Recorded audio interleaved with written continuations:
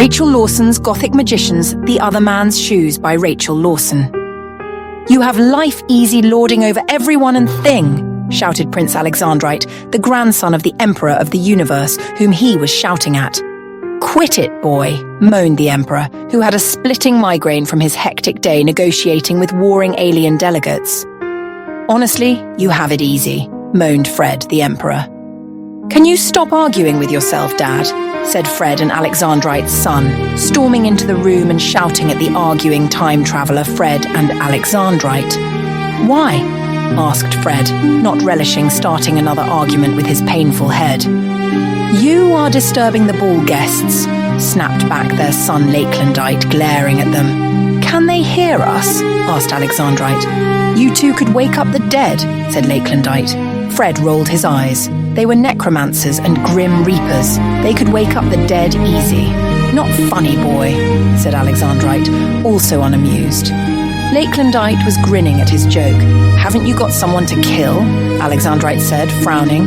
"Stop judging me," replied Lakelandite, who was fate's hitman, seen as a serial killer by the rest of the world, but his father knew better than to think him a serial killer, killing at random. "It's my job," laughed Alexandrite, the judge of the dead. "Go judge a corpse," replied Lakelandite to Alexandrite, whose day job was a coroner. Alexandrite sneered. Fred stifled back a laugh. Alexandrite noticed he glared at Fred for it.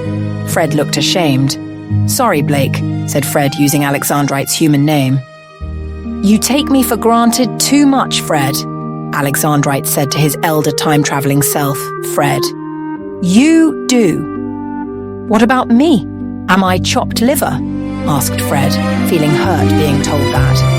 "Oh, trade places and get it over with you are the same man. No one will know the difference," snapped back Lakelandite, fed up with their bickering. The time travelers glared at their son and thought for a moment and looked at each other. "I have a beard," said Alexandrite. "My God! Shave," said Lakelandite, rolling his eyes. "I don't have a beard," moaned Fred. "Change your appearance, enchantment. You are a sorcerer. Do I have to pose as both of you?" said Lakelandite, who changed into Alexandrite. "Won't Anna know the difference?" said Alexandrite of his and Fred's wife. "I'm not going there," said Lakelandite, going slightly green as he left them to find a place to throw up. "He has a point," said Fred. "Yes, you look good with a beard," chuckled Alexandrite. "Oh, quit it, Blake," moaned the immortal, eternally 25 Fred, embarrassed. "I hate beards." "Well, will you trade places with me?" asked Alexandrite. "Okay, for a day," said Fred. "Okay, let's swap diaries of what to do," said Alexandrite. "Yes," Fred agreed. Later in the afterlife, Fred sat listening to his favourite band Coldplay a little too loudly when his son walked into his office in his Reaper form to talk, not enjoying the music. "Why is your phone making noises, Necromancer?" asked the king of the Grim Reapers, who was listening to music loudly on his mobile phone. His son, another Reaper, was holding his phone, which was beeping loudly. Lakelandite, the Necromancer, looked at his phone. "It says the sound is 90 decibels. 30 minutes at that level will make you deaf," said the son. "You better turn it down, Dad." "I'm already deaf," moaned the father, turning off his music in a hissy fit. Lakelandite was happy the noise was off. "Not death." "Deaf, you old corpse." Fred felt awkward. "What do you want?" asked Fred. "I was wondering how you were going," said Lakelandite. "Fine," lied Fred, who was overwhelmed because he was swamped with work, which was why he started listening to the music. "If you need help, Gramps, remember, just asked me," said Lakelandite. "You know it's me?" said Fred, who didn't know Lakelandite recognized him. "Hard not to," said Lakelandite. "Am I that obvious?" asked Fred nervously. "No, I recognize the phone. You have a black phone. Dad's phone is blue," said Lakelandite.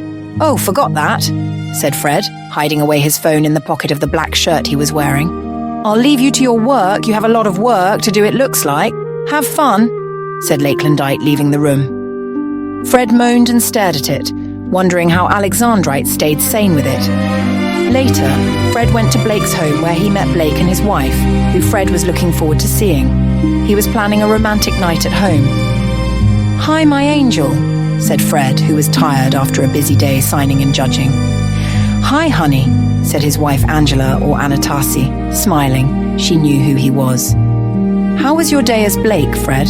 she asked. "Harder than I thought it would be. I did his magic act at his theatre and did reaper duties and judged 300 souls and signed so many papers in." "My hand is killing me," moaned Fred. "I wonder how Blake's going," pondered Anna curiously.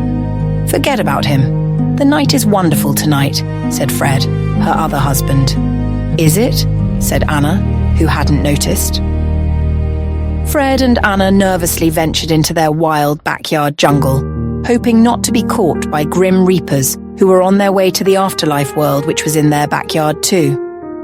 Fred shirtless and Anna in a red gown were sneaking into their large backyard. They felt very romantic, and the moon was teasing at their hearts, calling them outside into the moonlight. Their hearts felt wild as the garden. They could seldom be together at night. Soon as they found a quiet place to sit together, their passions overwhelmed them, as they sat, embracing passionately. Anna's black hair shined like silver in the moonlight, and Fred's form looked athletic and perfect as they kissed.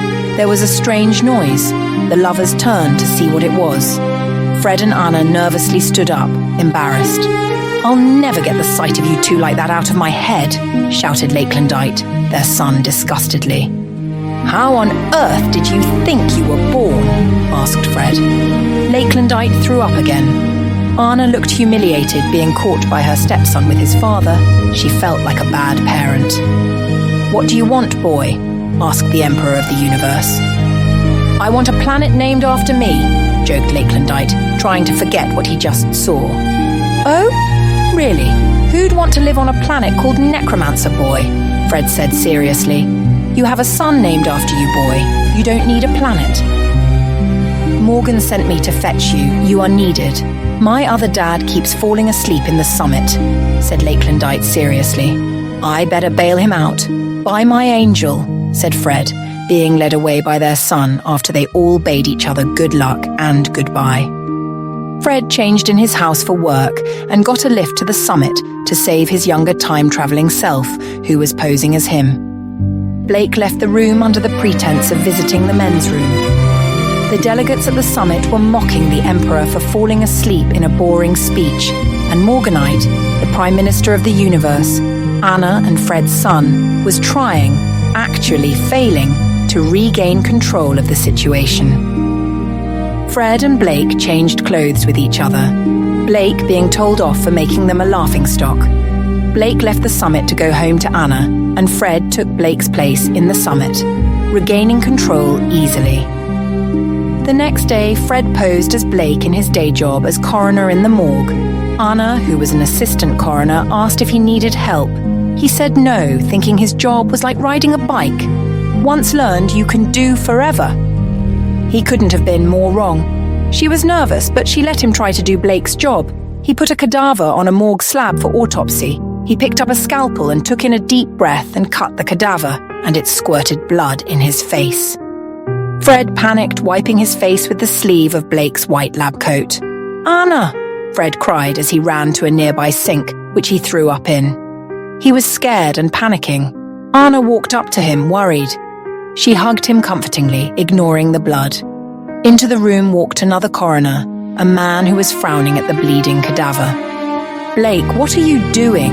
said Dante, Blake's assistant. "He's not well, Dante."